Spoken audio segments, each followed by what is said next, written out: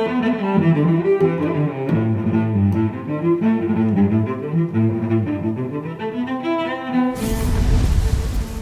guys, Phil Baumhard here.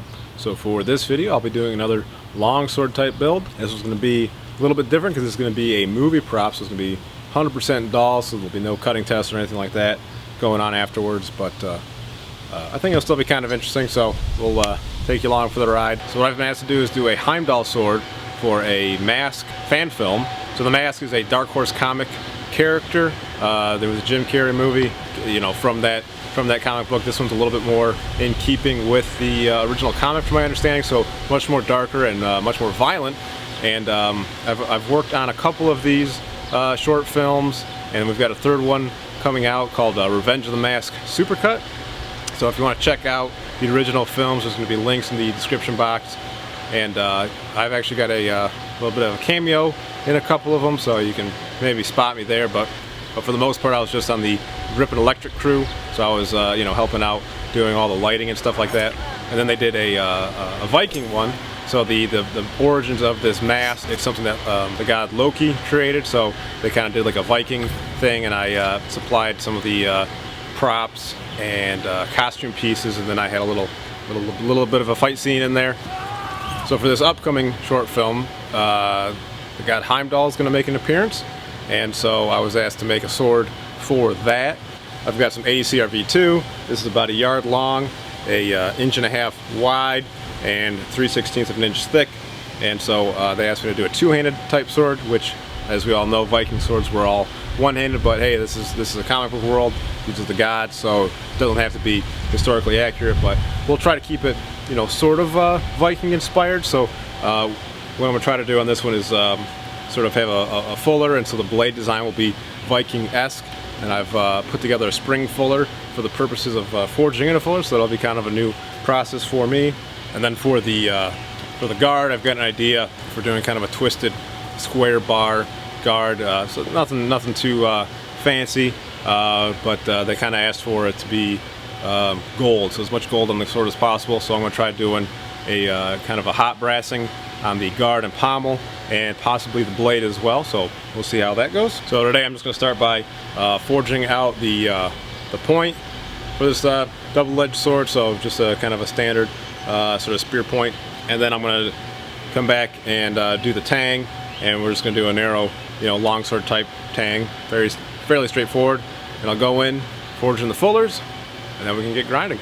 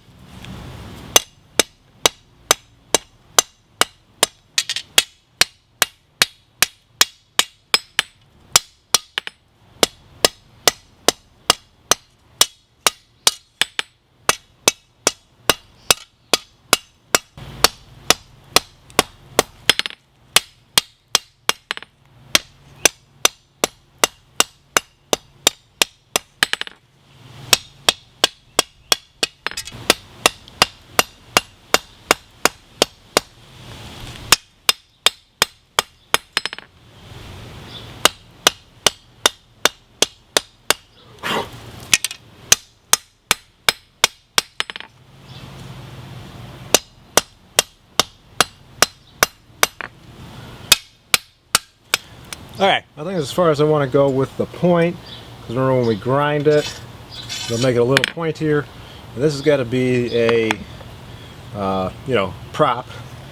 There's going to be a small fight scene, I believe. I'm not sure, you know, how in-depth it's going to be, but the point definitely needs to be safe, so I don't want to take that anymore.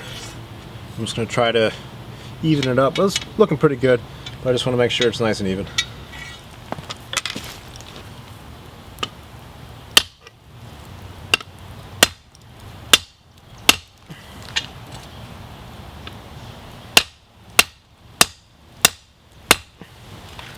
Okay, so I've got about 6 inches of material I think I'm going to use for the tang. Something just occurred to me is I could always, since I have a welder, I could weld on a little bit of the tang with like mild steel or something like that just to finish it off. Because I know in like the Marvel universe, the Heimdall sword is more like a Zweihander where it comes up to his chest. Not really sure if it needs to be that big, but just sort of dawned on me that it doesn't have to be one solid piece of steel. But you know, obviously for ideal strength, it will be. But we'll see. We'll see what happens.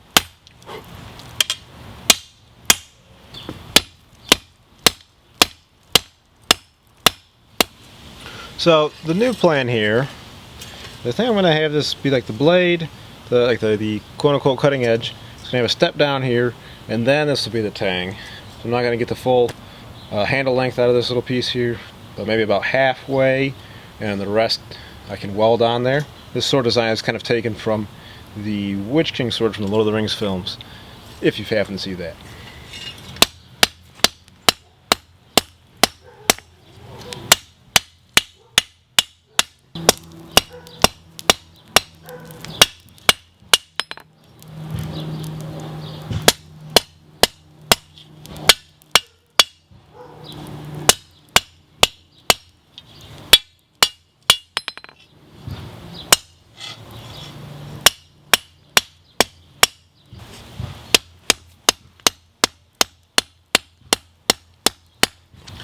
Okay, so we got a good amount of tang established. So let's clean up this, what I've now decided to be the ricasso area.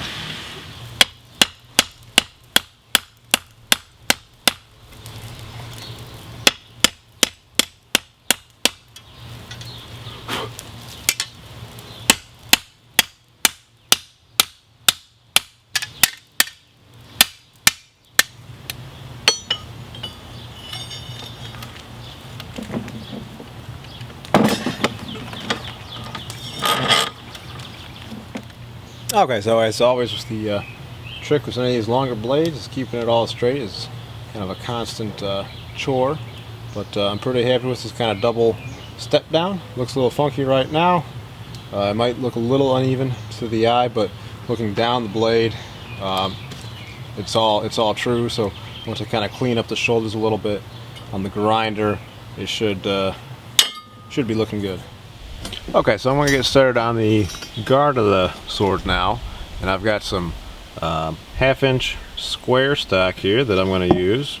So this is where the tang is going to go. This is kind of our blunt ricasso area, and I'm thinking about 6 inches on either side. I'm going to do a little curl on the end, and then just a twist on either side, and it's going to kind of curl upwards like that. So fairly simple, but should look pretty cool and sort of fancier than, you know, like a normal Viking sword. So something simple and straightforward to make, but will look good on camera.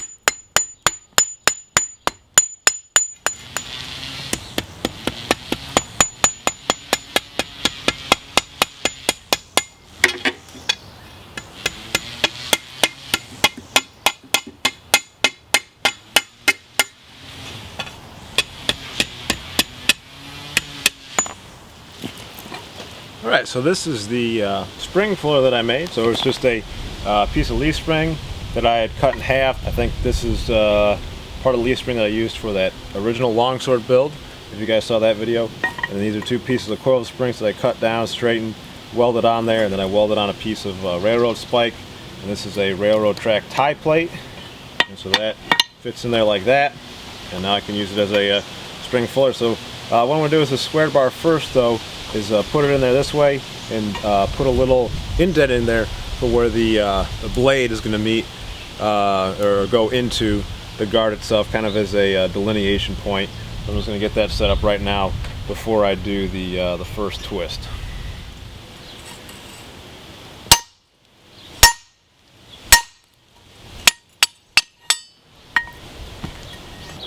Now, not perfect, but the idea is that we'll have the twist here. This will be back upright. We'll have this section here that'll be straight, and I'll draw that out a bit, you know, flatten that down, punch the hole in there. We'll have the same thing on the other side, little divot, and then we'll have the twist. And I think we'll put in our second divot, and we'll make that area for the blade to go through.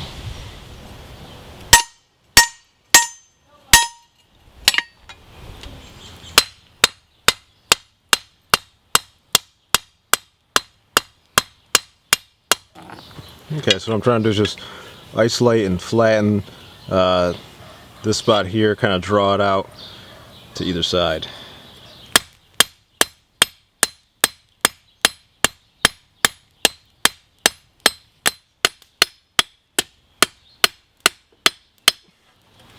Okay, so that sort of worked.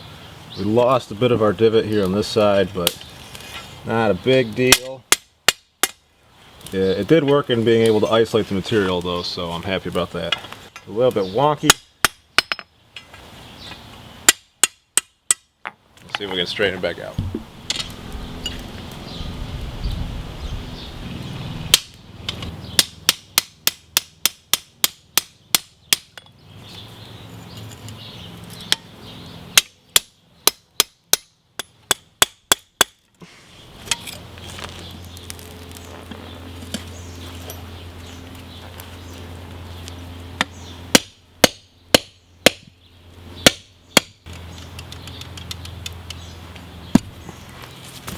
Alright, got our slit cut.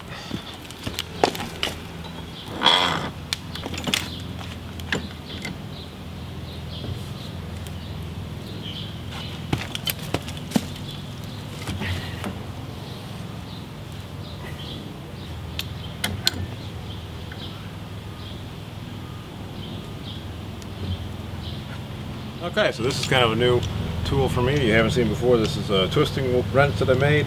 So basically just a pipe wrench that I welded a rod on the end so that I can twist it. This is something that I acquired. It had this pipe jammed on there, so it was like extra long. So I cut that off and left a little bit on there just for that extra leverage. So yeah, just sort of a found tool that I repurposed. So worked pretty good.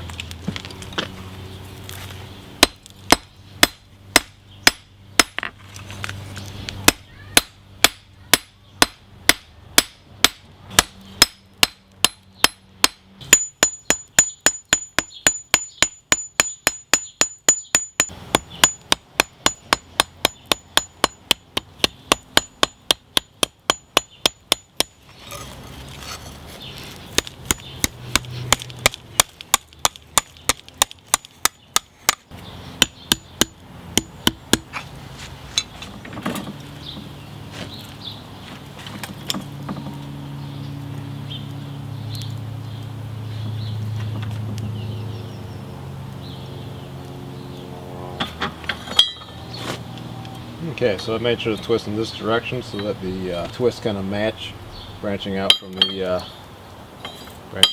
guard. Okay, so now I want to try putting a slight curve to the guard, and this is another little thing that I welded up. This is basically a bending jig. So we'll see how that works with the twist that we put in our square stock.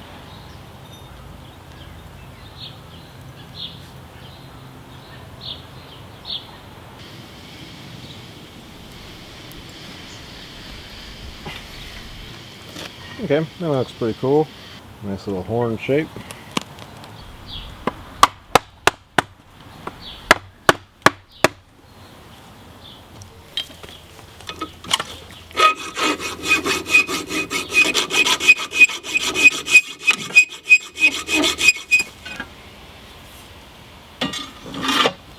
Alright, there we go.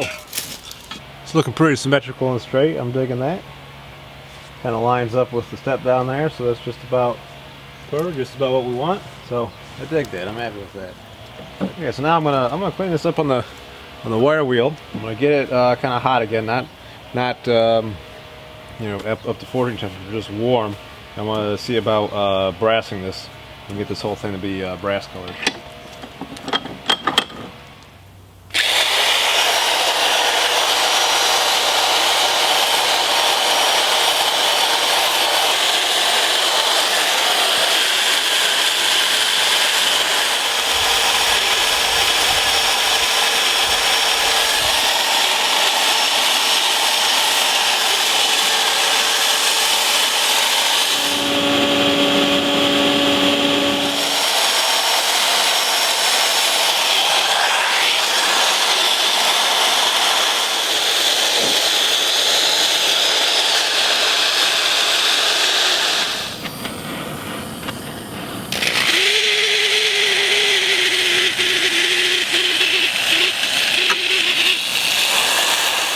There's how the guard is looking. It's definitely kind of gold colored. It's sort of a dull gold. I found that even doing it by hand seems to help, and that like once you kind of get it back on the heat or reapply heat, it seems to brass up when it's hot. So kind of a weird process, but it seemed to have worked. Yeah, it's still too hot to touch. And it seemed that maybe the steel was too hot, or the brush was moving too fast, but doing it with the drill sometimes seemed to remove the brassing, you know, like, so it kind of removed the work. So I tried doing it at like a little bit slower pace, and then also doing it by hand like this, and it seems to be looking good. But yeah, that's how she's looking. I'm digging it.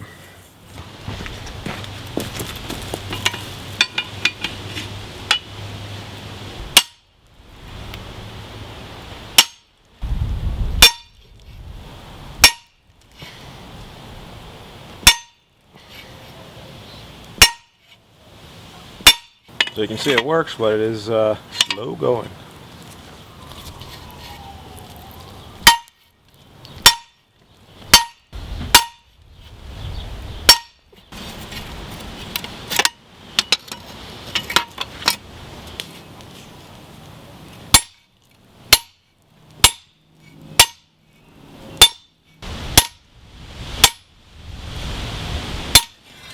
Okay, so you can see how that's working.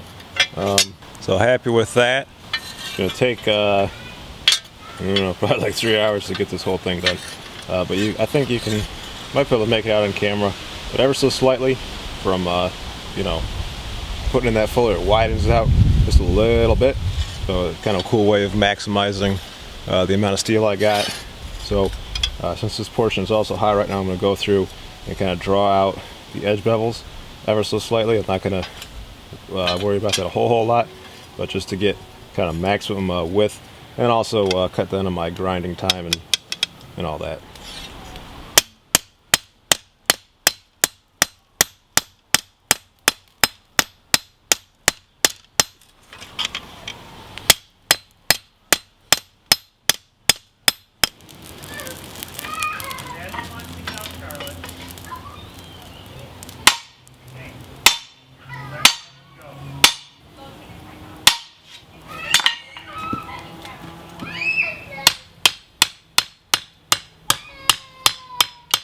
Okay, so you can see we're making progress. We're getting there. And don't worry, this duct tape is just to try to protect the ratchet strap. It's not actually holding the spring fuller on there.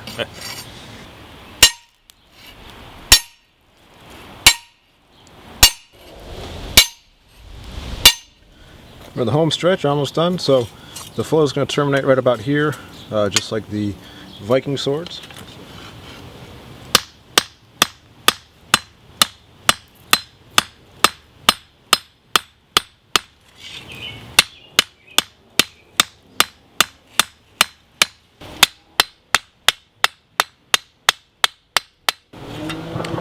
Okay, so I think I'm pretty much done with the fullering and the beveling with the hammer.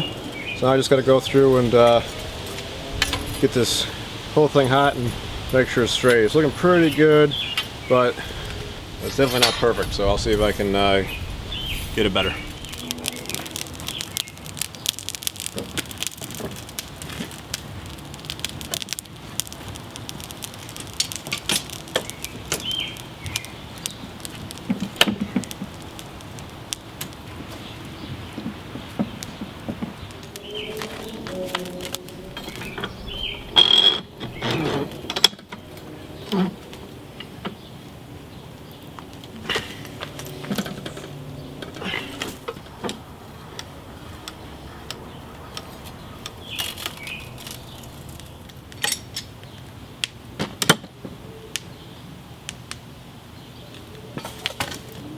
See how it looks. Okay, so we got the blade nice and straight, looking good. We're ready to get on the grinder. And last thing I'm going to do now is just put it in my maker's mark. This is something fairly new for me. If you haven't seen it on the channel yet, it's a flying bee or a winged bee. Basically two runes, a B rune and an F rune, with the F being a mirror image, standing for Black Art Forge, of course. So that thing looks pretty cool. So I'm going to go ahead and throw it on the Picasso.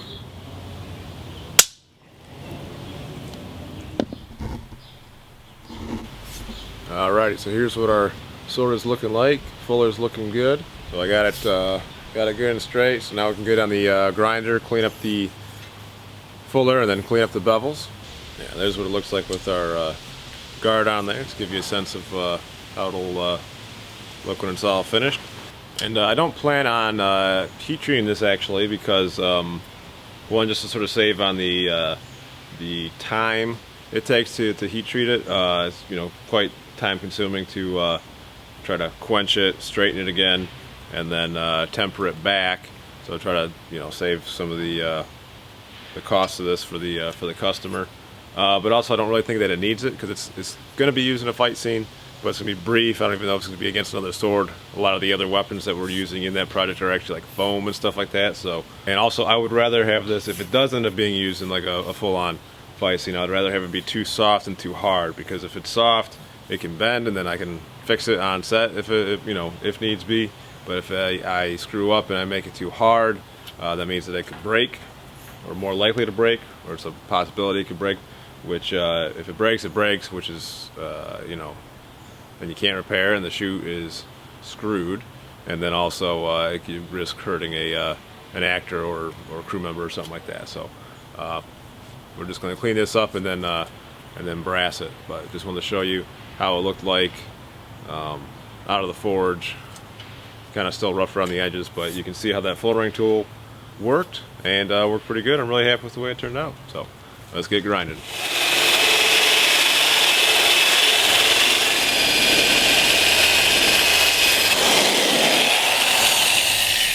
Okay, so for grinding the fuller, I've got this little, it's like a 2-inch contact wheel that normally is on the small grinding wheel attachment on the broad beck, and I removed the 10-inch wheel and put this one on instead. So I'm going to use this to clean up the grinder, and we're also going to just flip this over like so that way I can look down on it as I'm grinding it.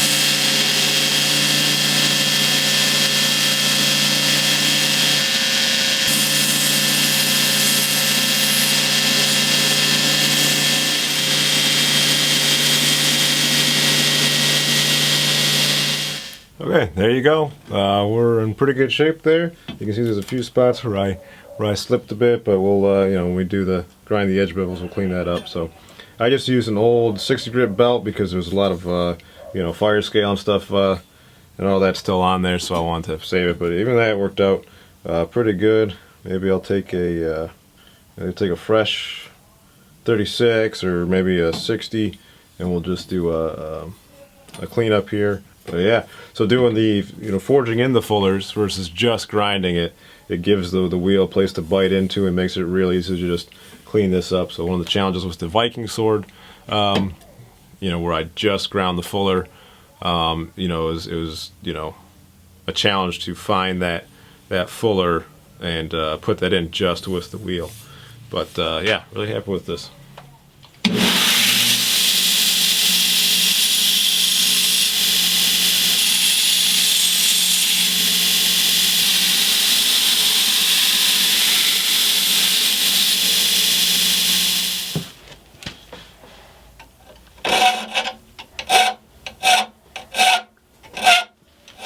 Okay, so we've got a nice rough grind on there.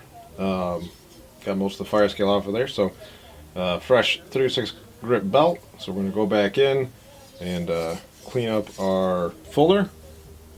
Then we'll clean up the bevels.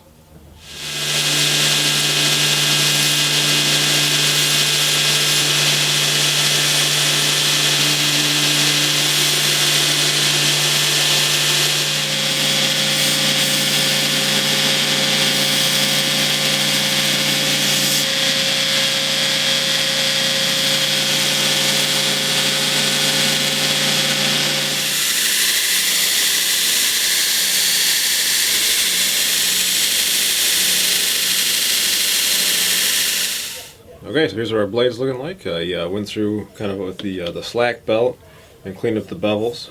I figured that'd be the easiest. Went back in, did some, you know, cleaned up the fullers and spots. Definitely not perfect, but I think it looks good, especially on, you know, look good on camera, which is all it really boils down to. And so right now we still got the kind of Viking sword spatula point, and I think what I'd like to do, I'm going to just try to put a little more of a defined bevel here for the point, make the point look a little sharper. So we'll see how it goes. So I got the platen back on there, and we'll give it a go.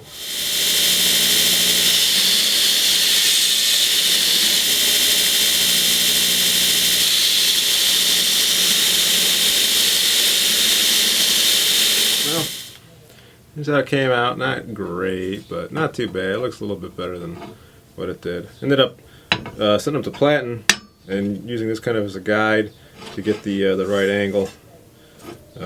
You know, removed a lot of material, so the point got a little thin, so had to blunt it back down. So hopefully it's not too sharp, but I don't want it to look dull for the movie, but I don't want it to be safe. So I also kind of rounded over the very edges, and then took the burrs off with a file, so that way hopefully nobody gets metal burrs or metal slivers. I know those from experience, those are painful. Okay, so now we've got the tang of the sword here, and this is a piece of mild steel rod. I did sort of a step down on both of these on the grinder, so I'm going to butt those up like that, and then weld the two together. So it's kind of going to be a scarf weld.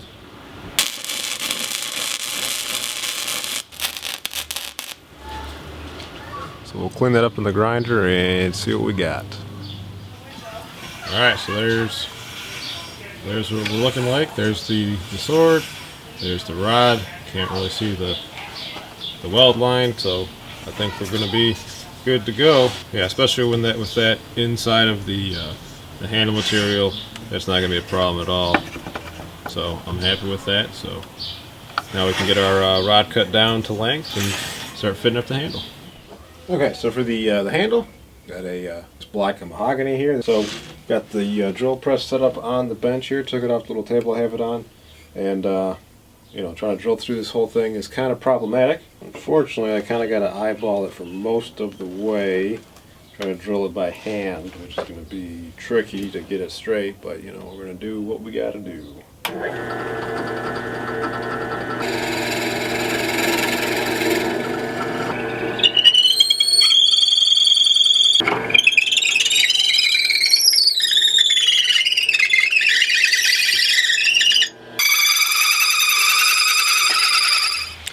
Okay, well our hole came out a little uneven there, but I think I'm going to be able to make it work.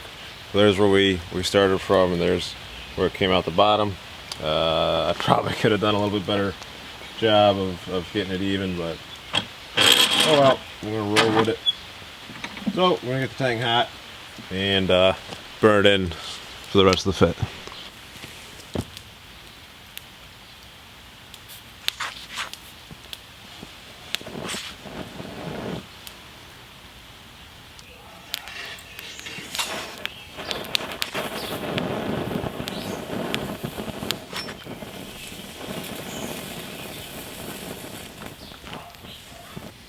Okay, so there we go. Got the handle burned on. There it is with the guard on there. So yeah, we are looking in good shape. So you can see we're gonna have a little bit of work to do to even it up. We're gonna have a lot more extra material on here, but not a big deal. So we'll get on the grinder and see what we can do about that.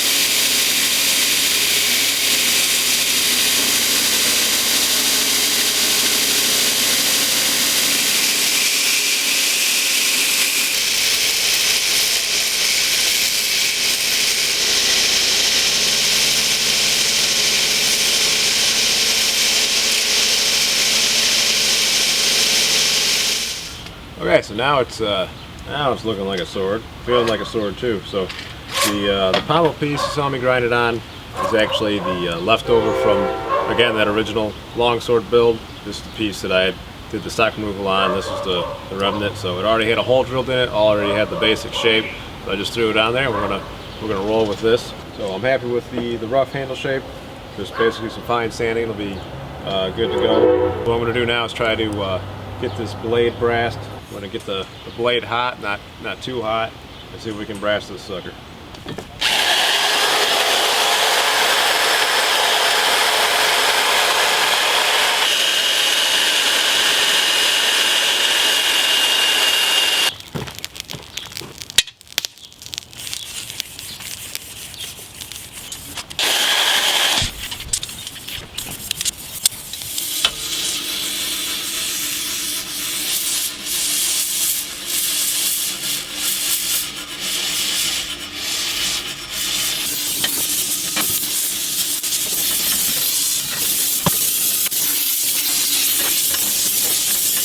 Alright, well, I think this is about as good as I can get it. Certainly a lot more challenging than I thought it was going to be. But yeah, there you go. One gold blade. Okay, so here's what our blade's looking like in the light of day.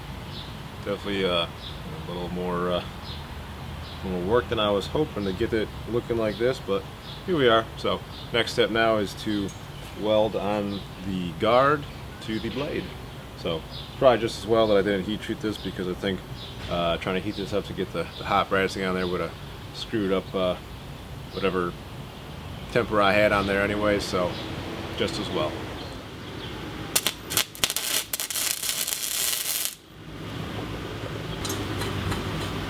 Just trying to clean it up with a brass brush because there's the residual heat on there. Hopefully we'll be able to re-brass whatever came off. Alright, there we are. Looking good. Everything looks neat. Didn't have the perfect weld on there. I don't know if the camera will be able to see, but beat it up in a few places. But I think I got it good, good enough that this is going to work for just holding it on there. Okay, so now we're going to epoxy the handle on. Got my G-Flex epoxy here I'm mixing up. And I do have the handle marked which side goes where, because it does have a kind of right way and wrong way that it lines up. I believe I remember it correctly. We'll find out when it doesn't sit properly.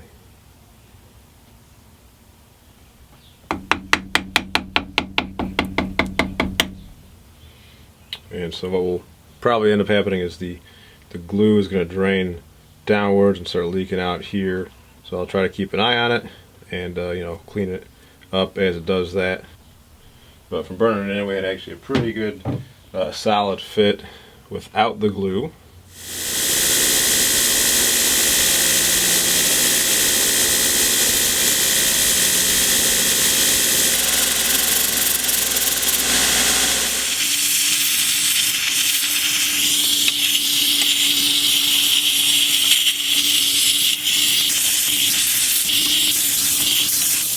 Okay, while the pommel is cooling off, I've decided to add a piece of braided brass wire to the center line here of the handle, just to give the handle a bit of decoration. So I'm going to use my hacksaw to kind of draw a guideline here, and use a file to clean it out.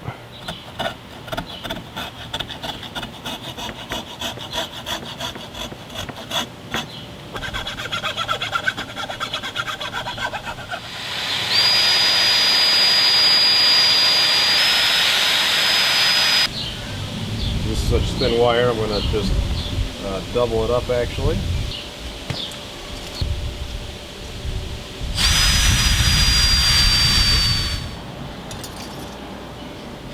We could even double this up another time, but I think I'm happy with it as it is. And so I'm going to wrap it, and then I'll put two little holes that we can stick the ends in. But something like that is what she'll look like, so I think that looked nice.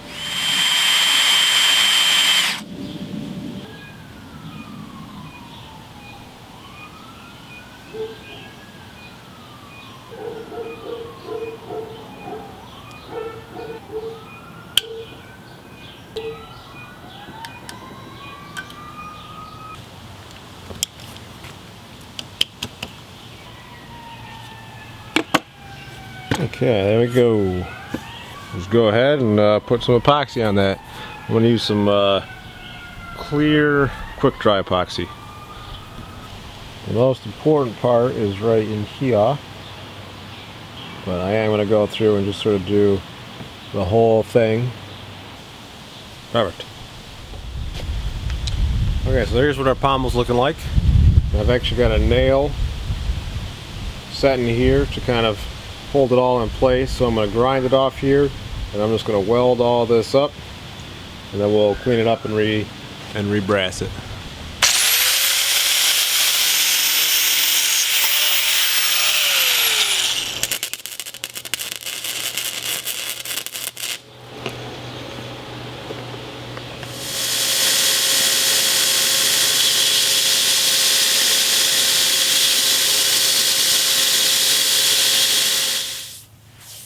Okay, so here's a bird's eye view of our top of our pommel here. So we'll just go ahead and get this brassed.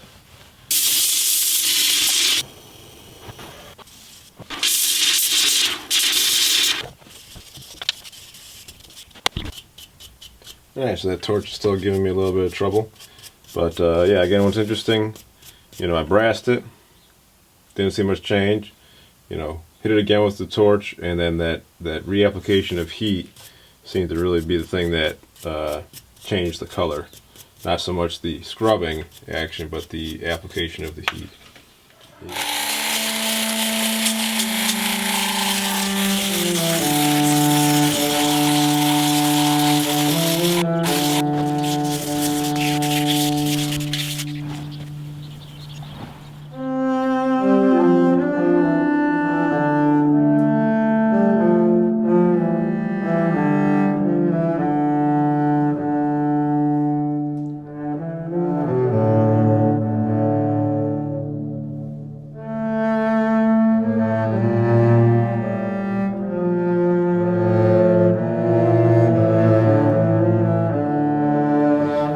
Here's what the finished sword looks like.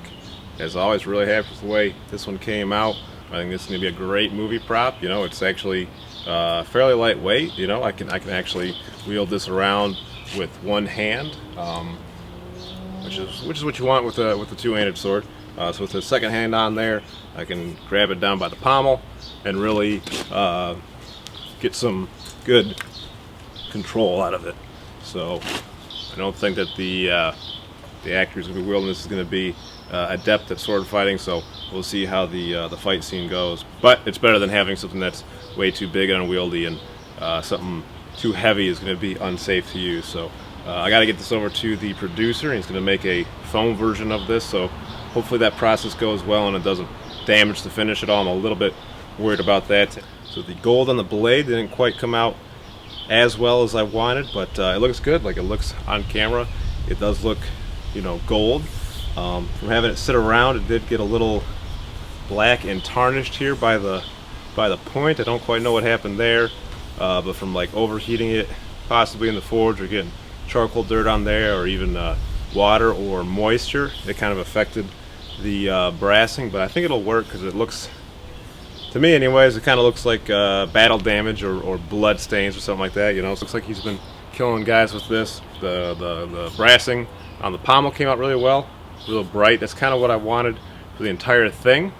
But you know, I think it works. I'm really happy that I put the brass wire on the grip. It just gives it that extra bit of you know, panache, a little extra something there. So, but yeah, I think it's a really nice blend between fantasy and kind of historic, because you know, again, they wanted a two-handed sword.